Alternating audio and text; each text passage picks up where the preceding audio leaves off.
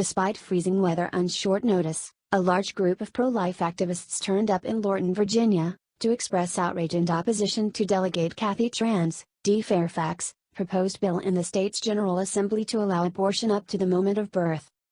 Following videos of Tran explaining that the legislation would allow abortion through the third trimester of pregnancy, and Democrat Governor Ralph Northam explaining that a baby who survived abortion would be kept comfortable while his or her fate was decided, caused a backlash and the bill was tabled.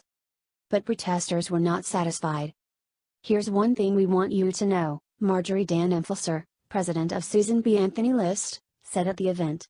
"If you seek to build women's rights upon the broken bodies of American children, you will fail.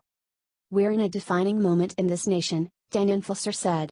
"The almost or just born boy or girl is becoming visible to Americans all around the nation. Now the cat is out of the bag," Olivia Gans Turner, president of the Virginia Society for Human Life, said at the event. "We are seeing the truth once and for all." He went on. "The veil is pulled away and we are aware that even at 9 months of pregnancy these people believe it is legitimate." Delegate Tran's heinous bill simply cast a much-needed light into the dark minds of those in the General Assembly that see abortion as the ultimate good for women and who absolutely have no respect for the innocent and helpless unborn lives who perish in every single abortion. "I am one of the mothers that's often talked about by the likes of Delegate Tran or Governor Northam," Gans Turner said of her abortion.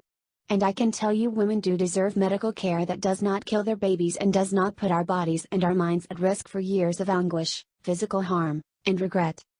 Cheney Mullins, programs manager at Divine Mercy Care, told the story of 2 sisters who both were pregnant with children that had a fatal genetic condition.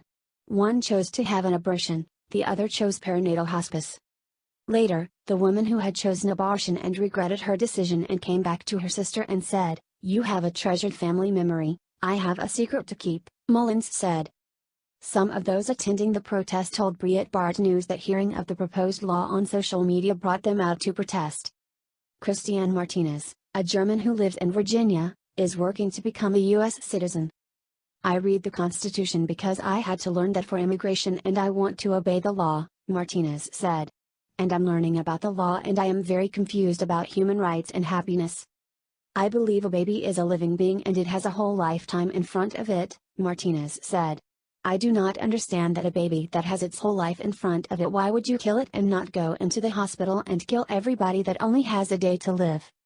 I'm very confused about coming here and then having to follow the law, but the people that are in charge and are the lawmakers are doing something like that," Martinez said, adding that what's going on with extreme abortion law is no different than what Hitler did in her homeland. "I believe in the health of the women that are unborn too," Hazard said.